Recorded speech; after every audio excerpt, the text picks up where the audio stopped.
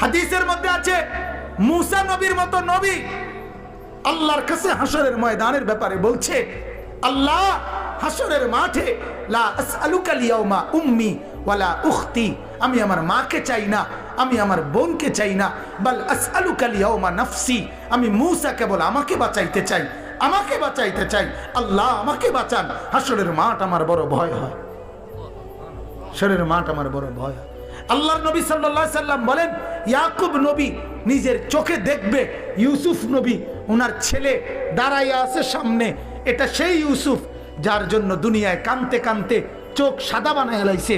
সেদিন হাসরের ময়দানে নবী বলেন, একবারের জন্য ইয়াকুব নবী বলবে না যে আল্লাহ আমার ছেলেটার কি হবে, ইয়াকুব নবী বলবে, ইয়া রব্বি নফসি নফসি, আল্লাহ আমাকে বাঁচান, আমাকে বাঁচান।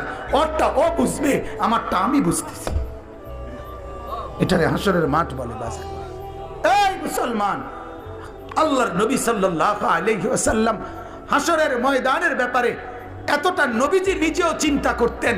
আপনারা সবাই শুনছেন, জানেন, 5 ওয়াক্ত নামাজের পরে ওলামায়ে কেরাম থেকে জিজ্ঞেস করে দেখেন, 5 ওয়াক্ত নামাজের পরে নবীজি নিজে যার হাসরের আখিরাতের মর্যাদার কোনো সীমা পরিসীমা নাই, সেই নবী 5 ওয়াক্ত নামাজের পরে যে কতগুলো দোয়া করতেন, এর মধ্যে একটা দোয়া, নবীজির একটা দোয়া ছিল এটা, আল্লাহুম্মা হাসিবিনি হিসাবান ইয়াসীরা, আল্লাহ এই বন্ধু আমি আপনার, আমারও বড় ভয় লাগে, আমার হিসাবটা সহজ করে দিয়েন। নবীজি বলছেন এই কথা। অথচ নবীকে আল্লাহ বলছে, ওয়ালাল আখিরাতু খায়রুল লাকা মিনাল উলা, বন্ধু দুনিয়াতে আপনাকে যা দিলাম, আখিরাতে যা দেব, এই দুনিয়ার গুলোর চাইতে ওইগুলো অনেক বেশি উত্তম, অনেক বেশি দামি। এরপরও নবী বলেন, আল্লাহ আমার ভয় হয় আমার হিসাব যেন সহজ হয়। অথচ আখিরাতে ওনার মর্যাদার কোনো সীমা পরিসীমা নাই। আল্লাহ তাআলা হাদিসে কুদসিতে বলছে, বন্ধু হাসরের মাঠ আমি আপনার মাঝে আর আমার মাঝে ভাগ করে নেব, কাসামতুল কিয়ামাতা বাইনি ওয়া বাইনাক, আমার মাঝে আর আপনার মাঝে কিয়ামতের দিনটাকে আমি ভাগ করব। আনা মালিকু ইয়াউমিদ্দিন আনতা সাহিবু ইয়াউমিদ্দিন, আমি হব কিয়ামতের দিনের মালিক, আপনি হবেন কিয়ামতের দিনের বাদশা।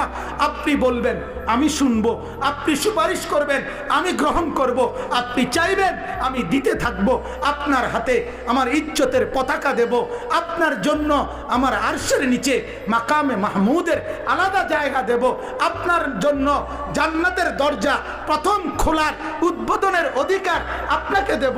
এত মর্যাদার পরেও নবী বলতেন, আল্লাহ তবুও ভয় হয় হিসাবটা সহজ করে। আপনি কেডা, আমি কে?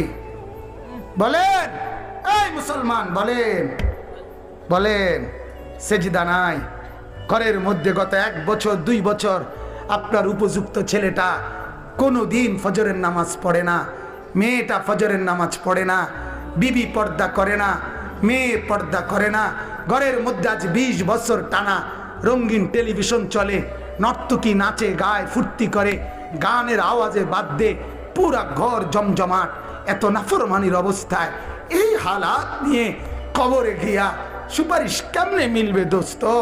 আখিরাতে নবীজির সামনে দাঁড়াবেন কিভাবে?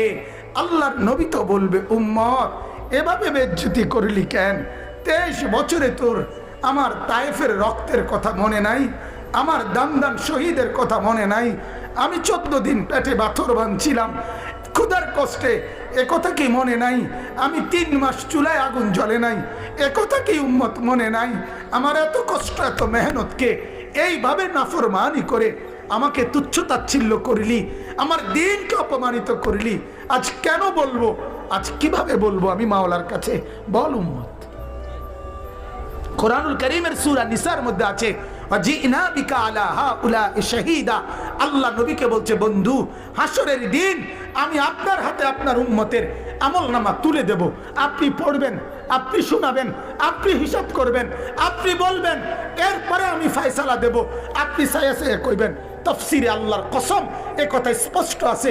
হযরত আব্দুল্লাহ ইবনে মাসউদ বলে, যেদিন নবীর সামনে এই আয়াত, এই ওয়াজিনা বিকা আলা হাউলাই শাহীদা, সূরা নিসার এই আয়াত যেদিন পড়লাম, সেদিন হযরত আব্দুল্লাহ বলে নবীজি অঝরে চোখের পানি ফেলে কাঁদছে আর কথা বলছে, উম্মত যদি পৃষ্ঠার পর পৃষ্ঠা গুনাহ আর নাফরমানি দেখি, আমি মাওলার সামনে পড়বো কেমনে, শোনাবো কেমনে, আল্লাহর কাছে বলবো কেমনে?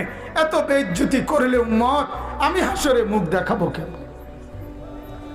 আল্লাহ আমাদেরকে বুঝার তৌফিক দান করুক।